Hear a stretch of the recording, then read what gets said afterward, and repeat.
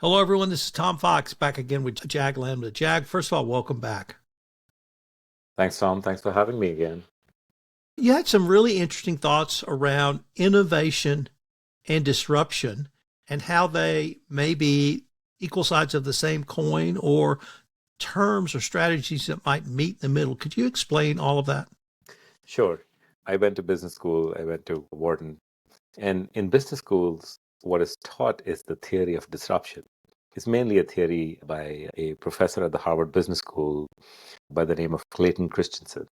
And Clayton Christensen crafted this amazing theory that disruption happens through mass adoption of technology, of something new, like a new product or technology, mainly driven by a new process or a new way of doing things that fundamentally lowers the price.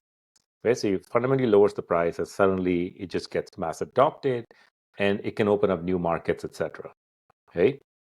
Now, I know Elon's a bit polarizing right now, but I think there's a lot we can study in terms of he's he's achieved many big things, and I think we can study that. And Elon's opinion, which I agree with, is that innovation happens from top down. So innovation is not the result of reducing the price. It's actually focusing on a solving the problem in a new way for someone who's willing to really invest the money. So it actually happens top down.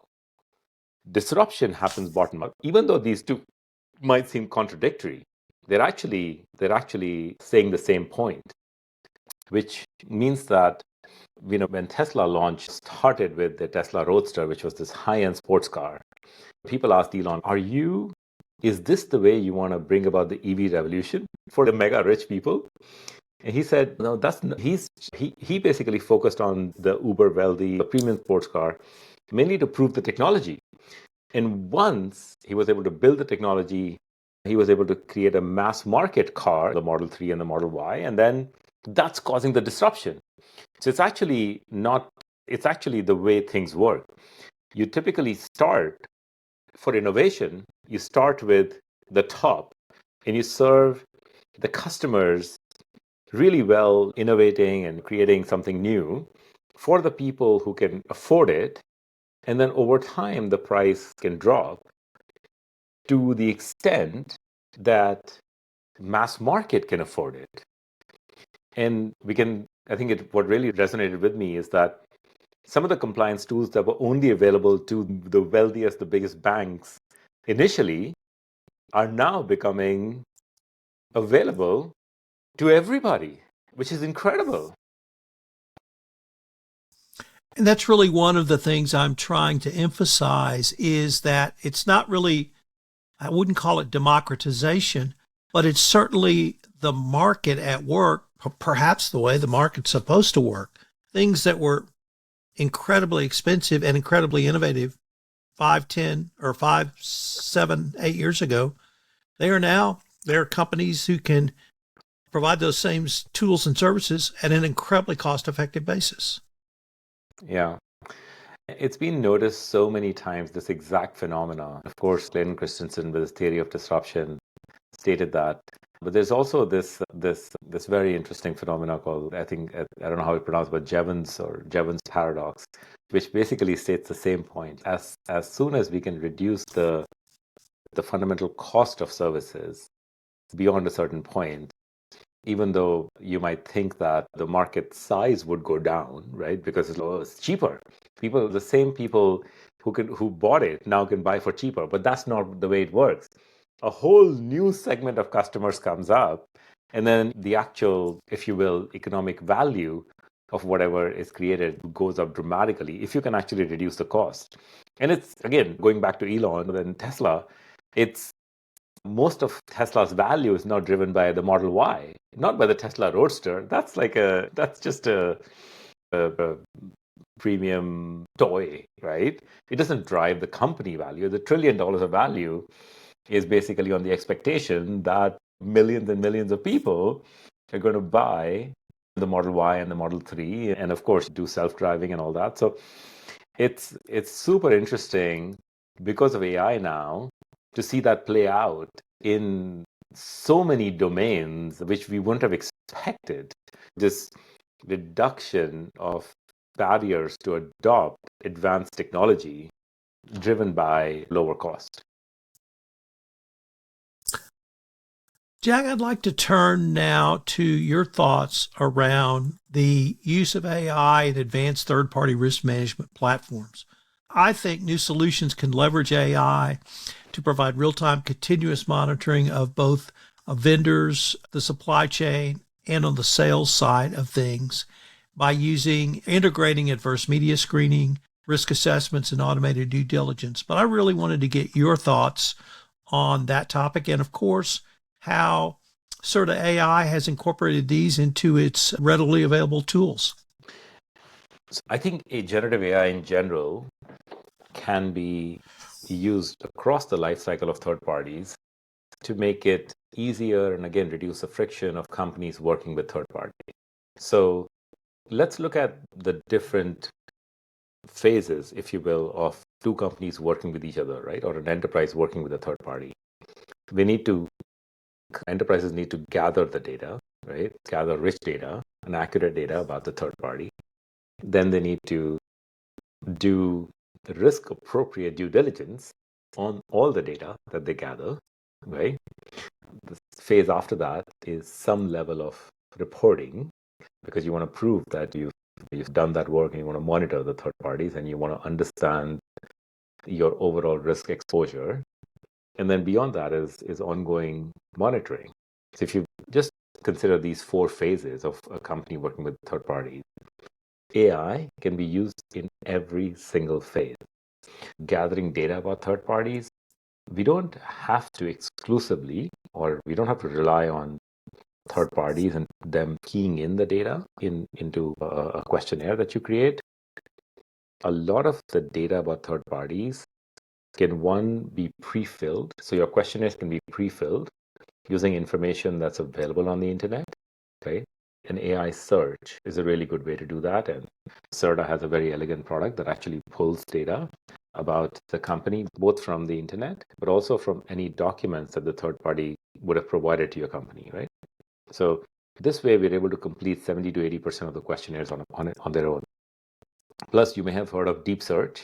Most of the AI providers provide that. So there's such incredible 360-degree view of every third party available now.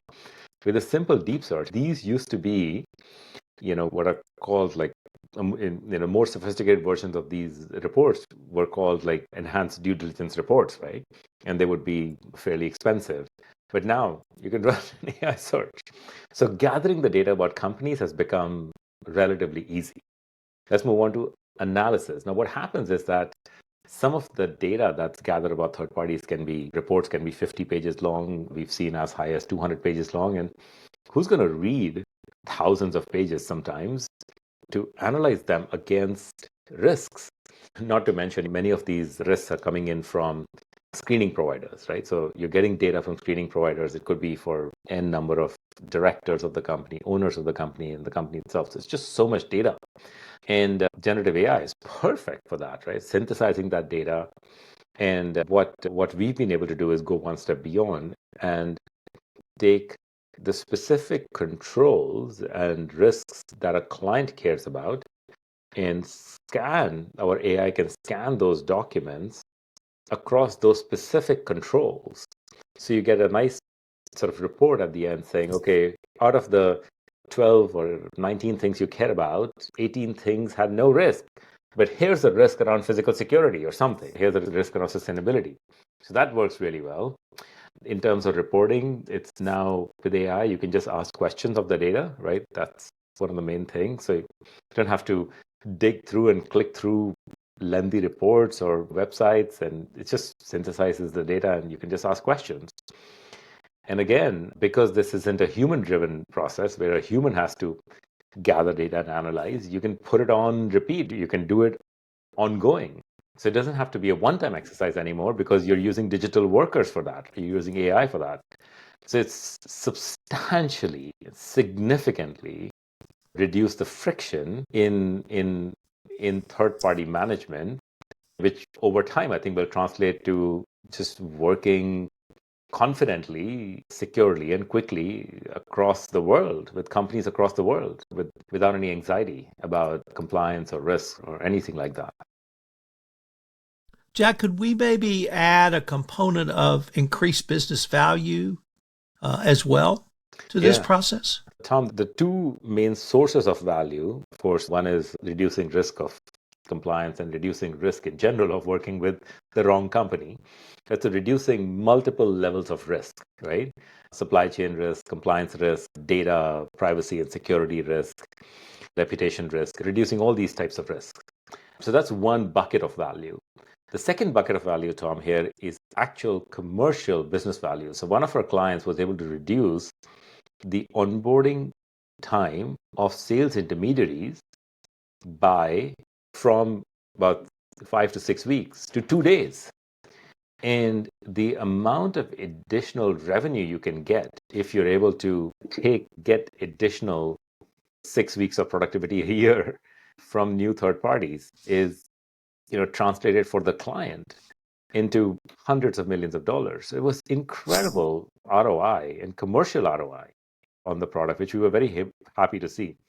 Now, this particular client actually was under a DPA, so it also reduced significant legal fees for them, which is the third bucket of value, from legal fees from external counsel. Right?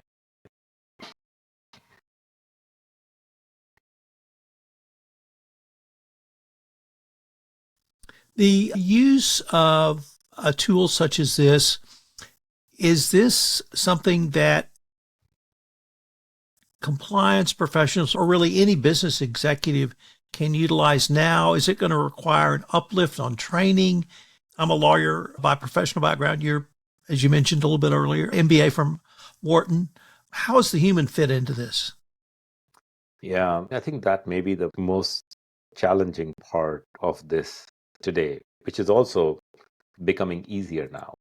The best way to get all these three sets of value, like commercial value, reduce risk, and reduce legal fees, if you will, is to embed this into your core business process. So it's not a separate activity, but it is the way you actually onboard, for the example of third parties. This is the way you onboard third parties. This is the way you do just this commercial activity instead of compliance being separate from working or onboarding third parties, right? So if you just integrate this into it becomes easier. Now, let's talk about points of friction, right? Especially for smaller companies. So let's say for mid-sized companies. The points of friction are, oh my God, do I have to put things on pause as I implement this, or do I have to run dual processes? No, you don't. A lot of any well-designed system, I think, can be incorporated in a modular, incremental way. So you start small, you don't need a multi-year or multi-month implementation. Start small, start quick, and then incrementally move more and more to the system. And it's important to test the system for that. Number two, it does what used to take a lot of consulting services in terms of making sure that my specific process can be incorporated into the system. With AI now, it actually is as simple as uploading your flowchart into the system, and the system then designs the business process to about today's 70% accuracy in minutes. It's incredible. This is what used to take hiring a system integrator and incorporating it. So it lowers the friction, Tom, in that way as well.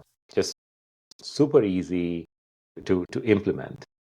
And finally, a lot of the additional manual steps that were needed in the process, which is, let's say, something as simple as following up with the third party or doing the risk assessment, et cetera, all these services are now, because of generative AI, being included in the product itself.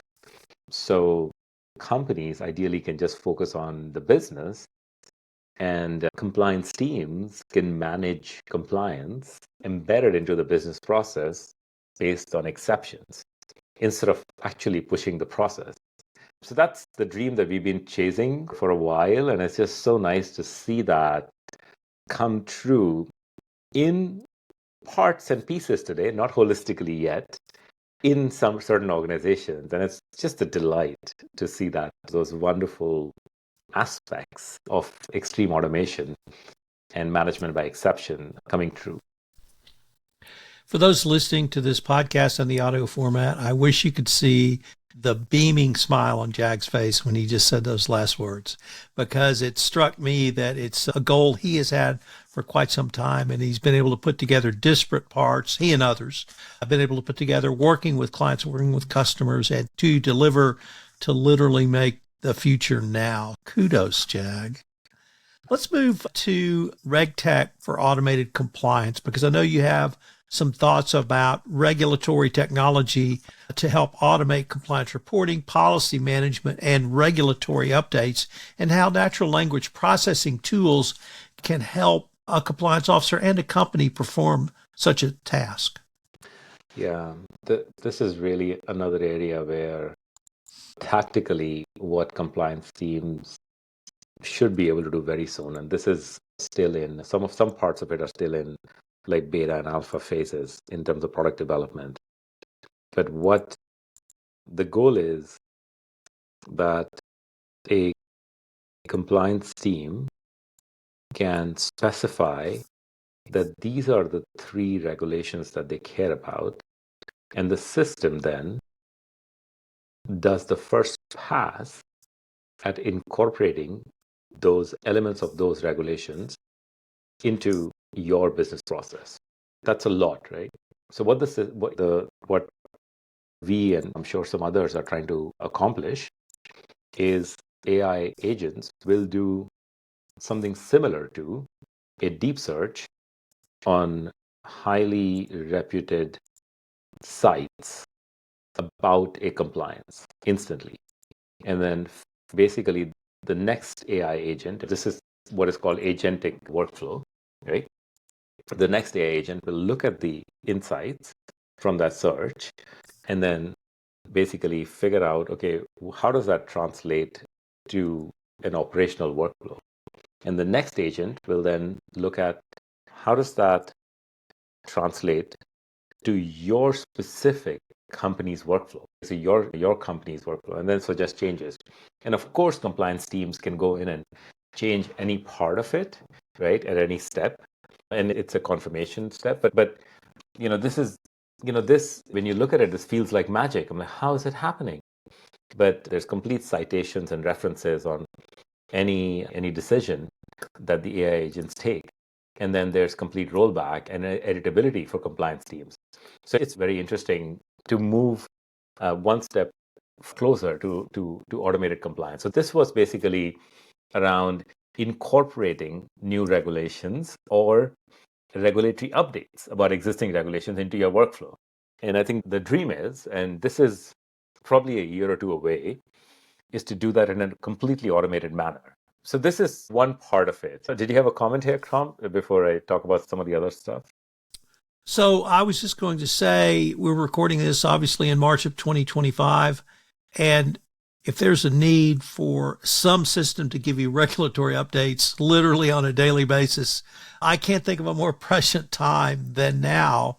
And that's simply because of the United States leading the way with many regulatory changes, other countries responding either in kind or in different directions.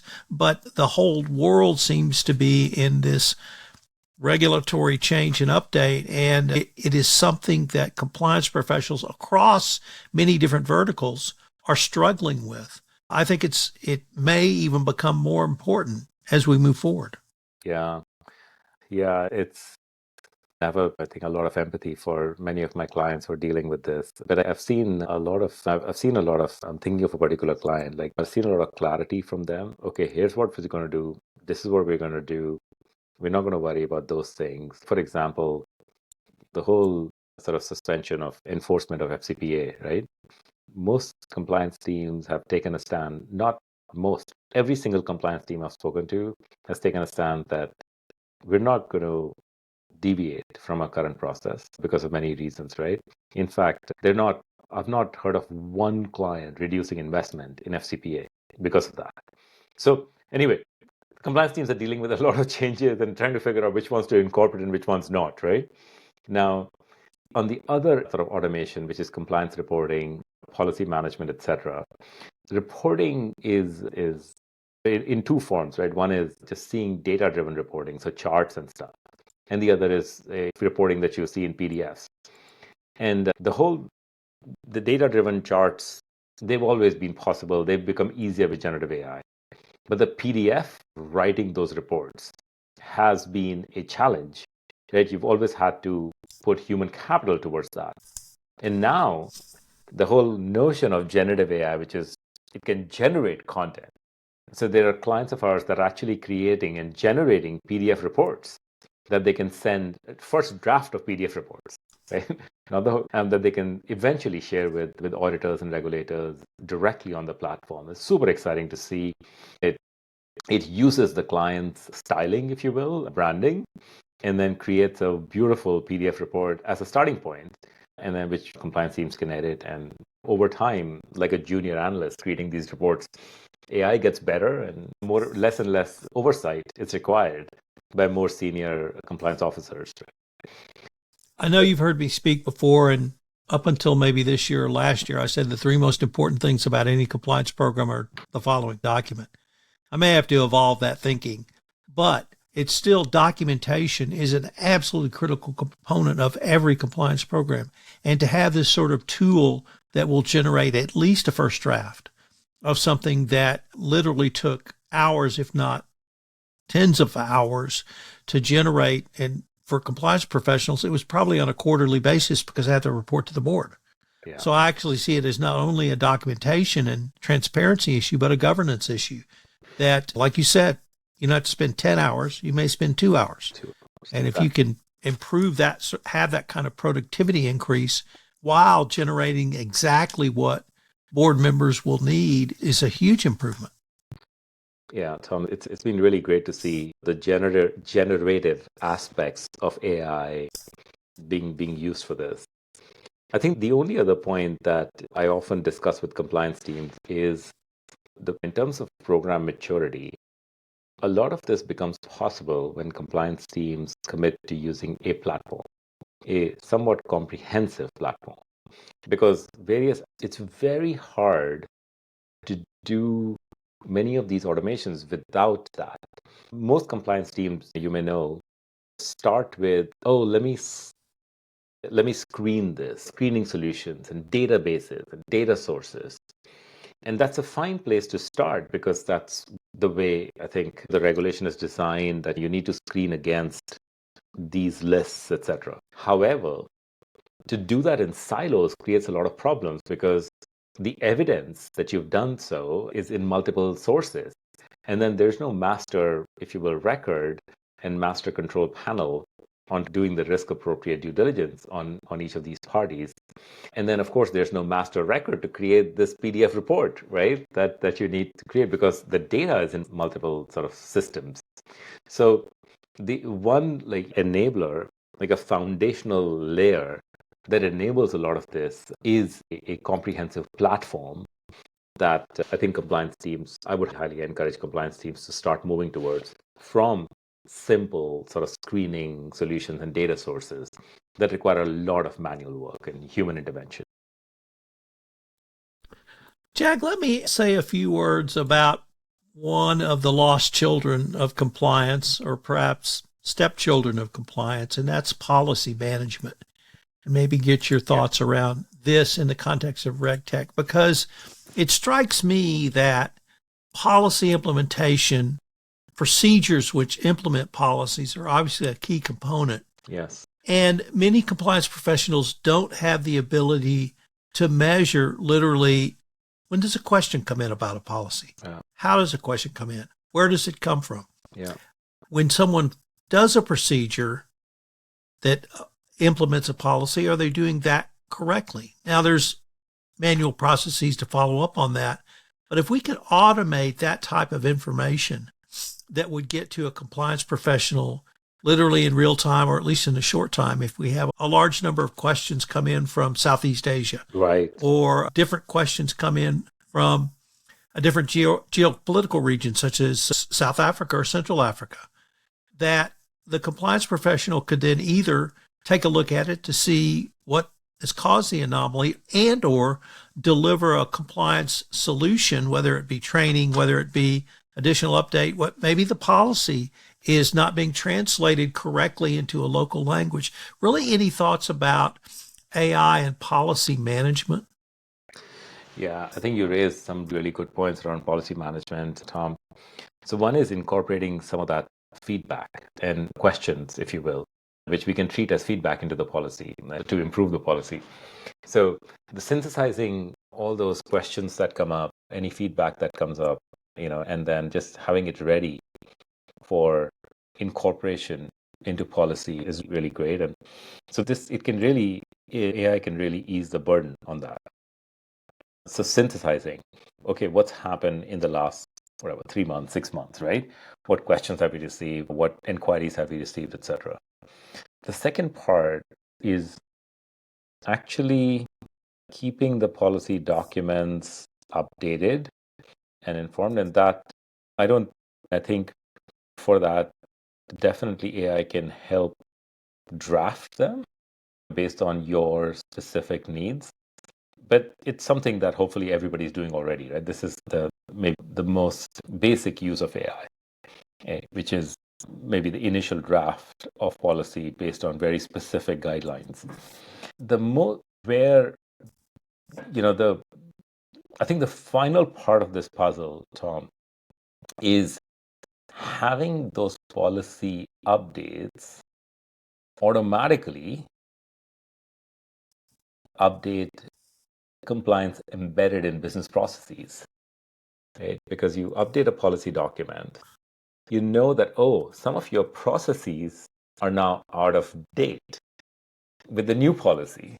And I think getting visibility into that and potentially some suggestions on, we recommend that you change these questions or change this training or change this screening or increase the screening. The AI recommending and finding these anomalies would be incredibly powerful. And I would argue over the next 3 to 5 years, somewhat table stakes, just because of the sort of the dynamic regulatory environment that we live in. It's not expected to change, right, anytime soon. Jag, let me turn to what some people have called the holy grail of the use for compliance, which is to embed compliance directly into the business process. You have talked passionately about the business value of compliance, but I want to see if we can explore taking compliance to where we literally embed it directly in operational business processes. So as you've said a little bit earlier, you're not going to compliance to have compliance do the compliance thing.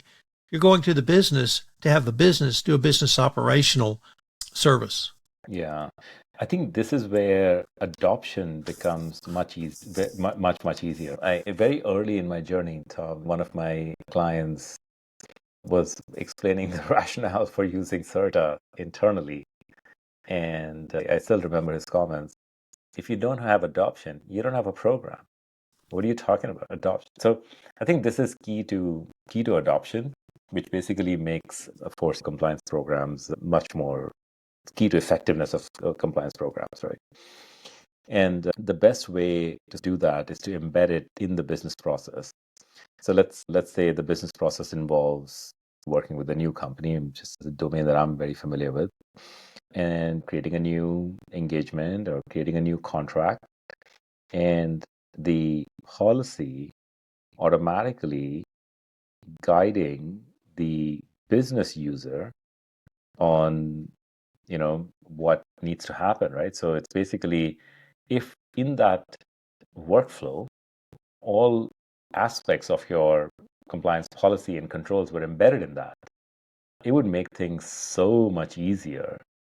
And of course we can always create exceptions and approvals for exceptions, But then it's not compliance teams reviewing everything, it's compliance teams managing by exceptions, right? And then those exceptions can then go into policy and refine things further. So it's something that I do think is the holy grail.